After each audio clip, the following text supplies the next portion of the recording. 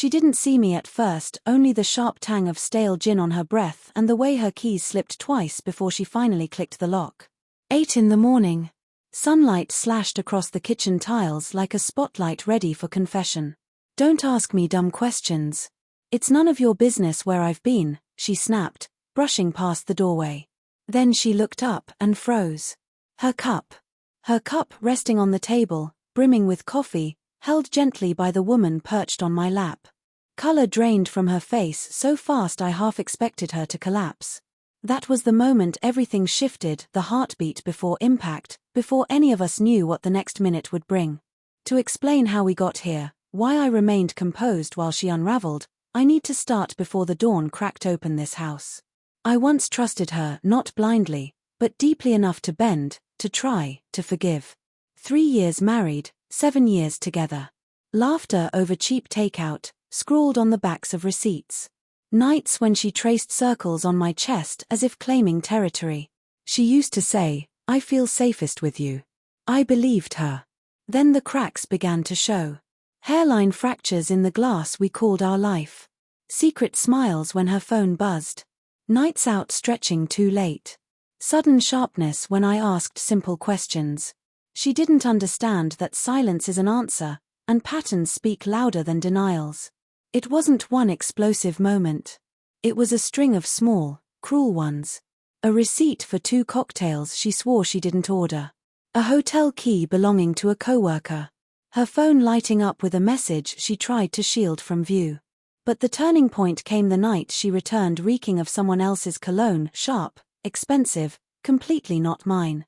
When she kissed me goodnight, guilt coated her lips thickly, I nearly choked on it. I didn't confront her then. That was the night I shifted from heartbroken to calculating. Pain sharpened into purpose. Revenge, contrary to stories, isn't impulsive. It waits. It observes. It bides its time until the perfect moment to strike. I started with evidence. Bought a second phone. Installed discreet tracking on her car. Pulled bank statements, cross-checked dates, collected screenshots, quiet, invisible currency. Then I found him, her coworker. The one she claimed was married, older, barely spoke English. He wasn't married, not old, and spoke English fluently, at least when he groaned her name in the parking garage at 1:24 a.m., captured from the shadows. I didn't yell. Didn't slam doors. I simply watched, gathered, and plotted. Then I contacted the one person with even more reason to despise betrayal than I did, her sister. Lena. Quiet, steady, the kind of woman who doesn't waste words. We'd always gotten along, maybe too well, but never crossed boundaries. She knew something was off the moment I said I needed to talk.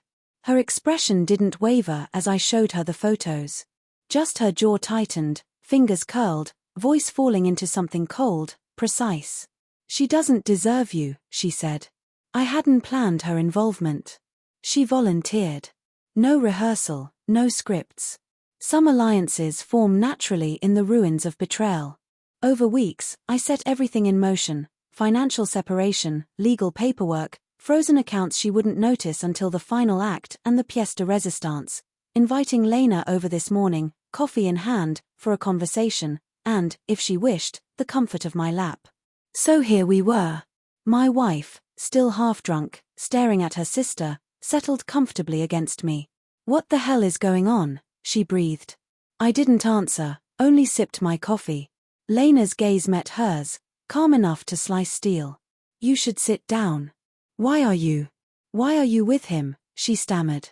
"Because," I said at last, "unlike you, she doesn't lie to me."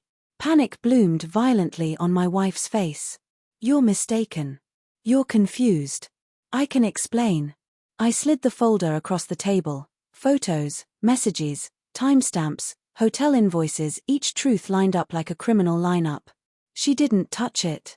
Just stared as if it were radioactive. Then Lena delivered what I couldn't. "You should also know," she said, leaning back, "we've already filed the divorce paperwork.